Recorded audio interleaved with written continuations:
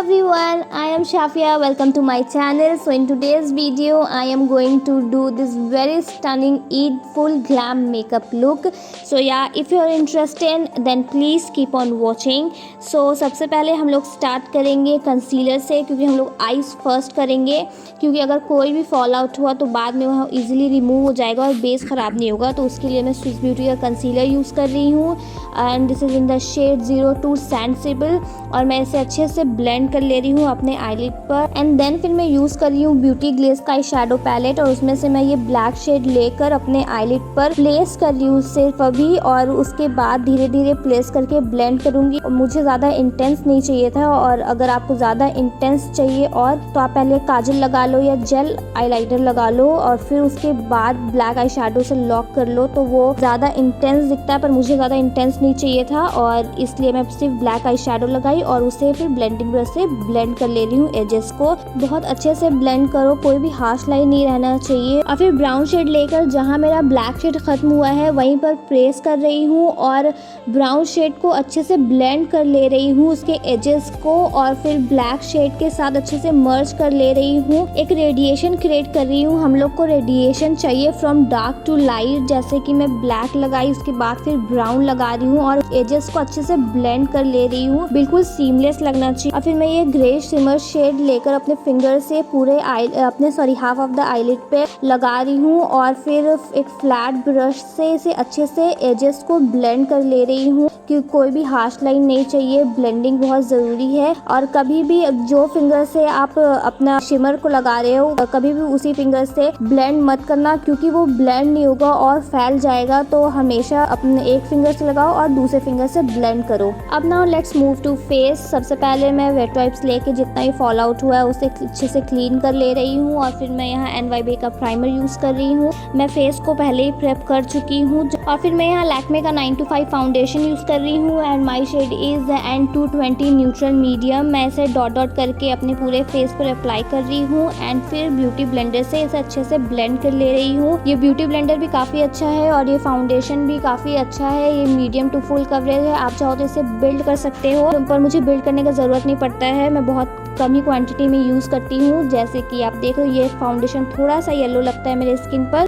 थोड़ी देर के बाद वो सही हो जाता है, मेरे नेक के साथ मैच करने लगता है। मैं नेक पर कोई भी फाउंडेशन नहीं लगाती हूँ ज़्यादातर। उसके बाद let's move on to concealer. मैं सेम कंसीलर यूज़ कर रही हूँ। ये काफ़ी अच्छा कंसीलर है, मीडियम टू फुल कवरेज देता है। ये हल्का सा स्लाइटली लाइट है मेरे स्किन से, तो इसलिए मैं इसे हाईलाइट करने के लिए यूज़ करती हूँ ज़्यादातर। मैं इसे अपने अंडर आइज पे, ब्रिज ऑफ द नोज पे, चिन पे अप्लाई करी हूँ। बहुत कम क्वांटिटी चाहिए होता है। ये बहुत क्रीमी कंसीलर है, बहुत इजी टू ब्लेंड है और काफ़ी अच्छा हाइलाइटेड इफेक्ट दे देता है, क्योंकि आईज थोड़ी हेवी है तो ब्राइट आईज काफ़ी अच्छी लगती है। और फिर मैं इसे ब्यूटी ब्लेंडर लेके सब कुछ अच्छे से ब्लेंड कर ले रही हूँ कि कोई भी फाउंडेशन और कंसीलर के बीच में कोई भी डिफरेंस ना लगे, क्योंकि हाइलाइटेड शेड है तो थोड़ा सा ऐसे डिफरेंस दिखता है तो वो बिल्कुल भी अच्छा नहीं लगता है। मैं ब्यूटी ब्लेंडर से इसे लेकर सब कुछ अच्छे से ब्लेंड कर ले रही हूँ, और ब्यूटी ब्लेंडर जितना भी एक्सेस प्रोडक्ट होगा उस सबको एब्जॉर्ब कर लेगा। उसके बाद माय फेवरेट पार्ट ब्लश। ये इनसाइड का ब्लशर है, एक्चुअली क्रीम ब्लश है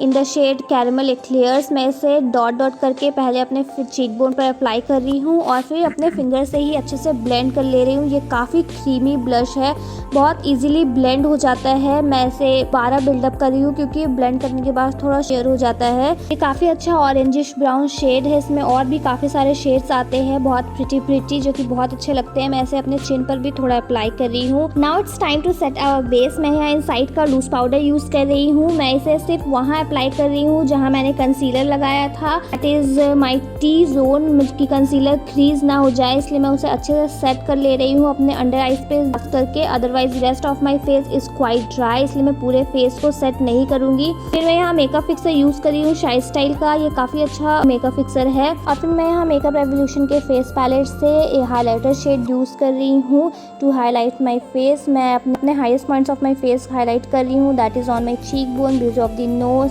चिन, और इसे अच्छे से ब्लेंड कर ले रही हूँ। इसमें कोई भी चंकी पार्टिकल्स नहीं है। देन आफ्टर दैट मैं यहाँ ब्लू हेवन का scalp and set eyebrow gel use कर रही हूँ इन द शेड ग्रे। इसमें 2 शेड आते हैं, ब्राउन एंड ग्रे। मैं ग्रे ली हूँ, ऐसे अच्छे से अपने आईब्रोज को सेट कर ले रही हूँ। ये काफ़ी नेचुरल लगता है और थोड़ा सा वॉल्यूम भी प्रोवाइड कर देता है आपके आईब्रोज को। बहुत ईजी टू यूज़ है, काफ़ी अफोर्डेबल भी है। और फिर मैं यहाँ फेसेस कैनेडा का काजल यूज़ कर रही हूँ और इसे अच्छे से अप्लाई कर एक फ्लैट ब्रश से अच्छे से स्मोक आउट कर ले रही हूँ।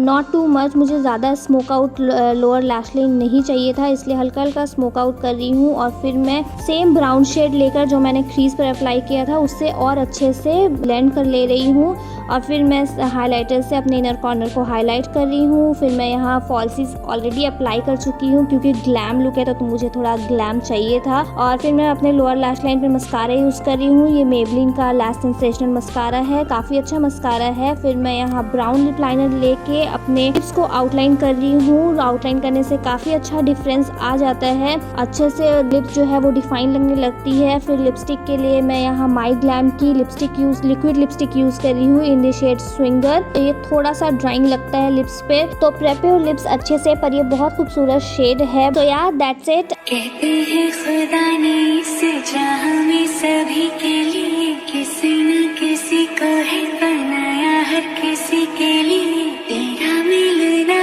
है उस रब का इशारा, मानो मुझको बनाया तेरे जैसे ही किसी के लिए।